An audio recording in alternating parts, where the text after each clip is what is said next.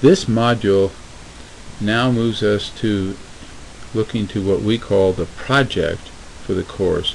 What the project is attempting to do is to bring together, as we mentioned earlier before we examined the details of various countries, and consider criteria that might be examined when a company, whether it's real estate investment, real estate construction, or nothing to do with real estate, should consider when evaluating the potential of undertaking outbound business. That is, for example, if one was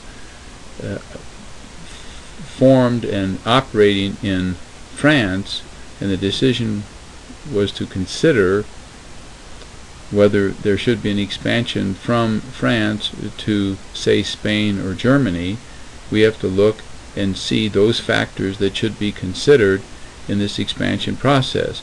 Certainly an understanding of the background and information on the given countries, which we've already been through, and in this example might be Spain and Germany, should be considered, and then once that's considered, there is an evaluation of whether there is an expansion mode that should be operational, or whether the company should not consider expanding at this time.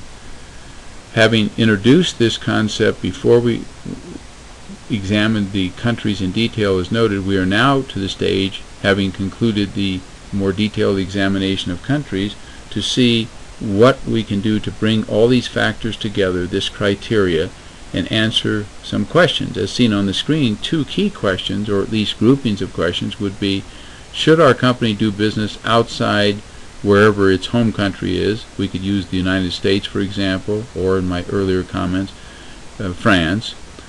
And as to real estate construction or real estate investing, that is, if that's the objective of the company, should it expand, for example, building homes outside of France if that was a home country, or outside the United States if that was a home country?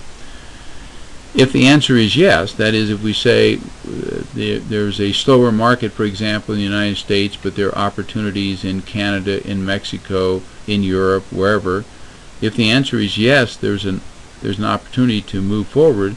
The question then is to determine which country to invest in, and how, of course, we undertake this expansion, whether it's in a construction work or any other type of activity. Now we see on the screen some specific factors, without emphasizing any of those at this point, as to what might be evaluated in making this decision. And note that in the textbook as well, that is the International Real Estate Textbook, there is a chart in the back of the text which talks about the criteria of factors to consider when expanding or considering expanding. And that chart inculcates many of the comments that are noted here. The chart might consider, for example, or we might consider, A, as shown on the screen, basic real estate concepts, that is, location, location, location, as we like to say, considerations of financing for property, considerations of general pricing, access, roads, and so on. Item B shows consideration of fundamental background of the people, the country, the economics. Once again, if we go back to France and we said that's our home base, and we're talking about any potential expansion, we would say, okay, if we're expanding to Spain or considering expanding to Spain, then that country has to be considered in light of what we've been undertaking in our home country, in this example, France. That means that we have a language difference with Spanish as opposed to French. We have differences in the style and culture of the people in Spain as compared with France. Yes, there are common characteristics within the European community, but there are differences too. The economic and political systems have to be considered, and we have to say, does that impact negatively the potential for expansion? And considering broad areas of application, can we communicate? Again, we talk about language. What are the cross-cultural differences? What are differences in ethics and values, if any?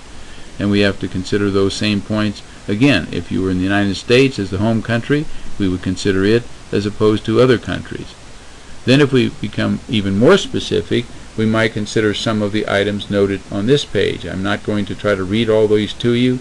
You can look at these, but we're saying what items are most important to consider, and those might be economic issues, they may be basic real estate issues if we're talking about real estate, we might be talking about regulatory bodies that exist, other legal issues, how do we value property, special interest that might be considered. For example, when McDonald's considered expanding into Russia, one of the basic considerations were McDonald's French fries. What kind of potatoes would be used, and can you get those potatoes shipped in? Can you grow them locally? These kind of issues that might seem simple if we're only in the United States become complex when we're in a different location. Consideration of leasing issues, or whether we're actually going to build, have to be examined, and many other points. And again, these factors are noted here. They're not attempting to be exhaustive of the subject, but we have to consider types of contracts. Is financing available? How are we going to build something, a plant if we were McDonald's? Industry differences have to be weighed, residences, employees, a number of factors.